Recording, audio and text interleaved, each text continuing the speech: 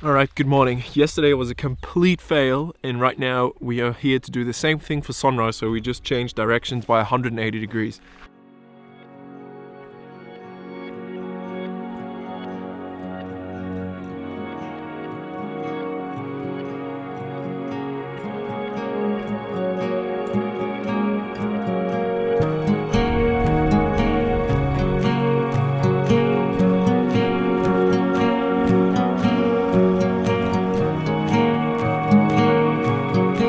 Welcome to another episode. Today we are near the Spitzkoppe, which is in the middle of nowhere in Namibia, and we're going to shoot a sunset or a moonrise.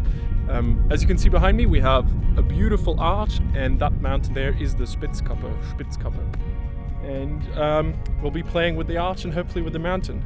Now, we've arrived early for once, and I have all the time in the world to figure out the good shot.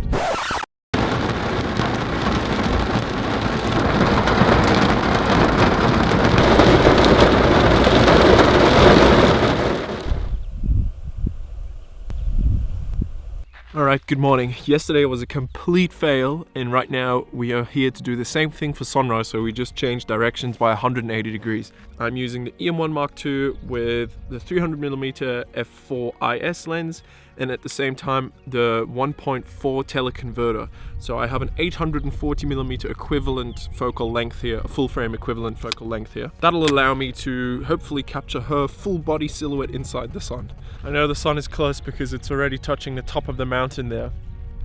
So it's a really good and easy way to predict it. Okay, the sun is rising. I have a couple of seconds now, so I'm gonna run a bit across to get it right into her silhouette.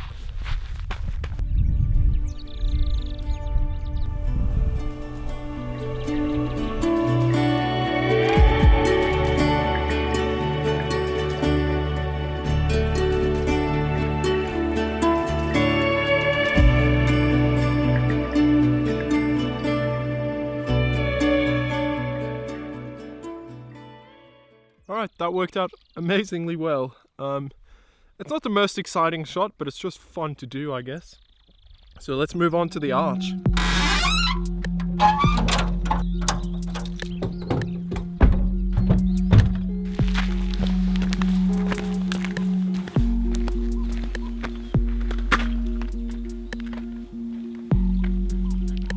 Right, the trick about this archway, I was hoping to shoot through it yesterday, but the problem is there's mountains left and right of it, or rocks that are really close to it left and right that block the viewing through it. So what we'll do is actually use the archway as a frame, so come much closer, make the distant object the subject of my shot. And by doing that, I need the wide angle. I've got the 7-14, and I've got the golden light hitting the Spitzkoppe. Now it's all about framing that mountain in the right way, so we can have the archway in the foreground and the Spitzkoppe in the background. We also have a full moon in the distance which is about to set, which could look really nice too, so maybe I can work that into a mountain silhouette too. It's always nice to get a mountain and then a moon on top, something in that way. So there's a few options. Later on the sun will come and hit through here. Maybe I will then go a bit further away and use the 12-40 and get a silhouette of a person with the sun flares coming through, something like that. That's just an idea, we'll see how the light develops. Let's move on and shoot the mountain.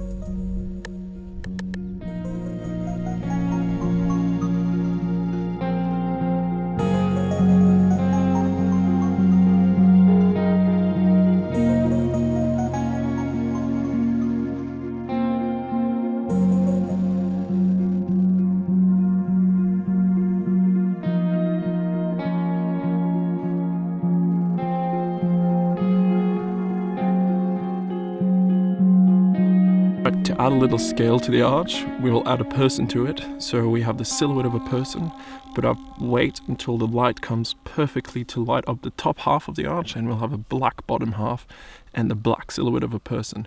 And I've also aligned myself with the moon, so I have the full moon inside the arch next to the person, so this works really well. Very exciting. All we have to do is wait for the light.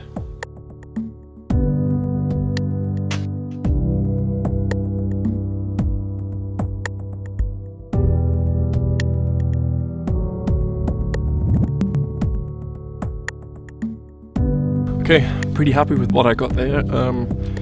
Just amazing how the light transition was happening through the hole here, and we had beautiful different angles to shoot, plenty of different shots, which is always nice if you get one spot and multiple different shots. It's really important to even look at the shadows that are cast, the movement of the light. So you have dark areas and bright areas, and they keep changing, so it's always important to keep an eye on all of that and see how that works for your shot. That can completely change your composition and your leading lines. You can use shadows as leading lines, so it's really important to look at all that stuff. Check out some of the shots I got and try and spot where the leading lines are and how I've used the light and the shadows to get a good shot, or hopefully a good shot. Okay, we'll move on.